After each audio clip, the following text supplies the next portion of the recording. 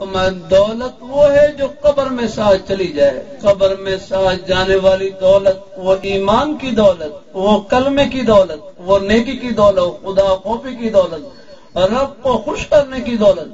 اللہ پاک کے پیارے حبیب صلی اللہ علیہ وآلہ وسلم، آپ کی محبت، عظمت، آپ کی ختم نبوت کی دولت، آپ کے پیارے صحابہ کرام، اہل بیت کی محبت کی دولت، یہ دولت ہے. اولیاء کرام، بزرگان دین، ان کے نقش قدم پر چلنے کی دولت، یہ دولت ہے. کوٹھی، بنگلہ، مکان، زمین، جائیداد، یہ دولت نہیں، یہ ضرورت ہے.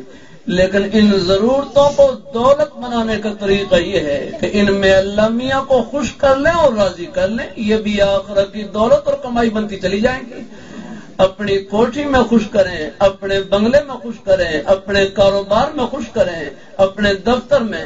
ہمارے نیک اساتذہ کرام، طلباء کرام اپنے پڑھنے پڑھانے کے نیک ماحول میں اللہ میاں کو خوش کریں اور راضی کریں. یہاں ہم خوش کریں، آخرت میں خوشیوں کے سمندر استقبال کے لیے کھڑے ہیں.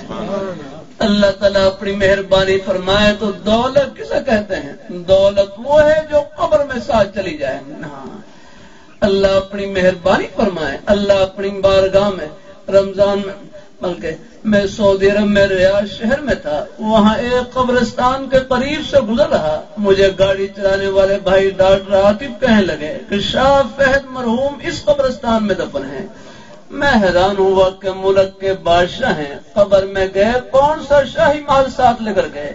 اگر گئے تو اپنا ایمان ساتھ لے کر گئے، اللہ میاں کو خوش کرنے والے نیک اعمال وہ ساتھ لے کر گئے، حاجیوں کی خدمت کی وہ ساتھ لے کر گئے.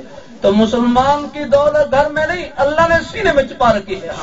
چاہے ٹکڑے کھا کر گزارا کر لیں، رب کا در نہیں چھوڑ